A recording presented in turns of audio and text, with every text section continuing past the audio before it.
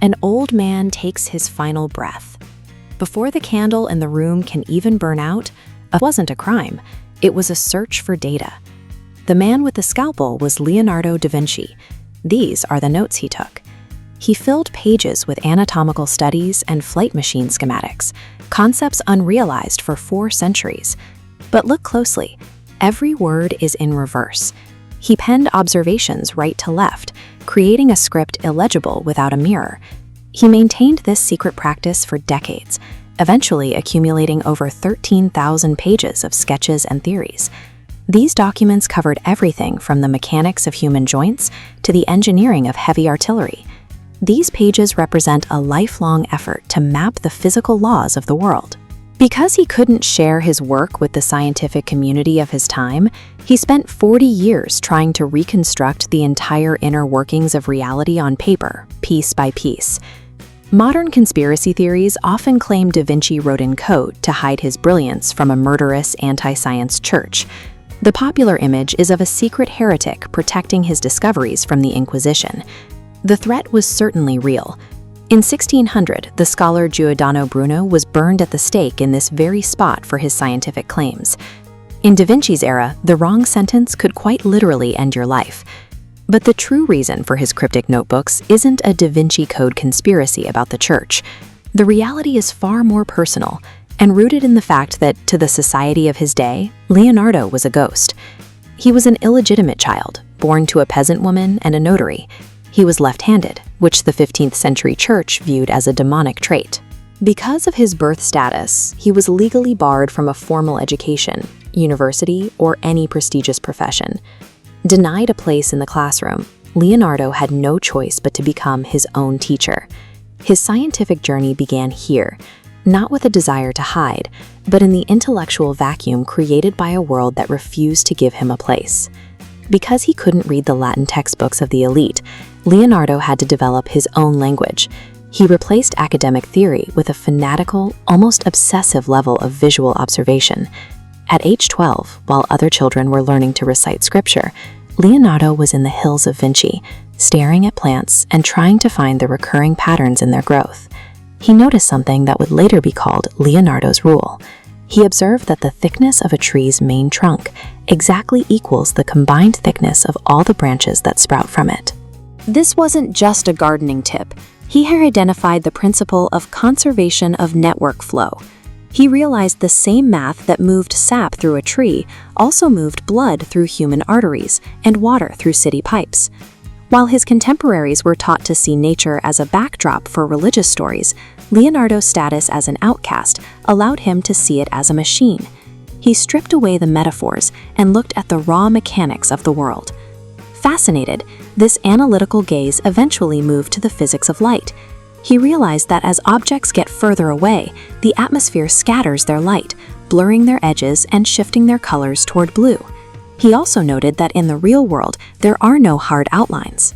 To capture this, he invented a technique called sfumato, using thousands of tiny, transparent layers to create the smooth gradients we see in human skin. Yet in the studio of the master Verrocchio, Leonardo was still just a lowly apprentice. While his mind was calculating the scattering of light, his hands were busy sweeping floors and grinding pigments. The turning point came with this painting, The Baptism of Christ. Leonardo was allowed to paint a single angel. He used his new physics-based techniques to give the figure a level of depth and emotion that made the rest of the painting look flat. Legend says Verrocchio was so humiliated he never touched a brush again.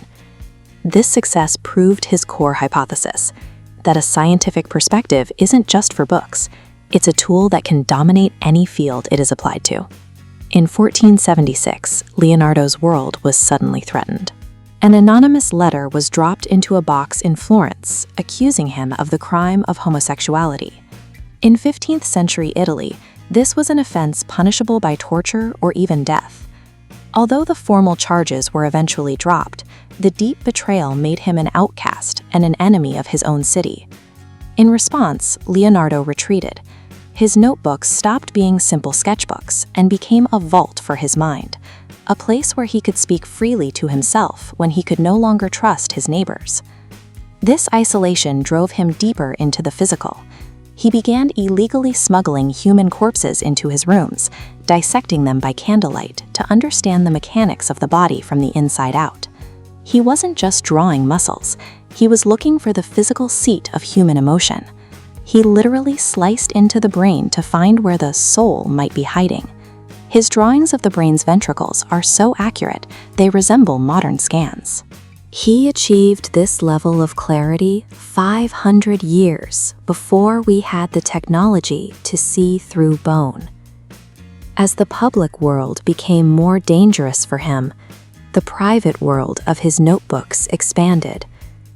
Dissecting the reality around him became his primary way of engaging with a society he could no longer trust. Eventually, Leonardo reduced even the abstract idea of human beauty to a rigid system of ratios. In the Vitruvian Man, he mapped the exact mathematical proportions that govern the human form. But while he could map the universe with perfect geometry, his own life was in chaos.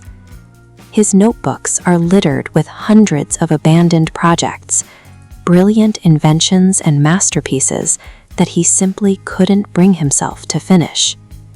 Despite his unparalleled intellect, Leonardo died believing his life was a failure. He felt he had never truly accomplished what he set out to do. The genius we celebrate today was not a gift of divine inspiration.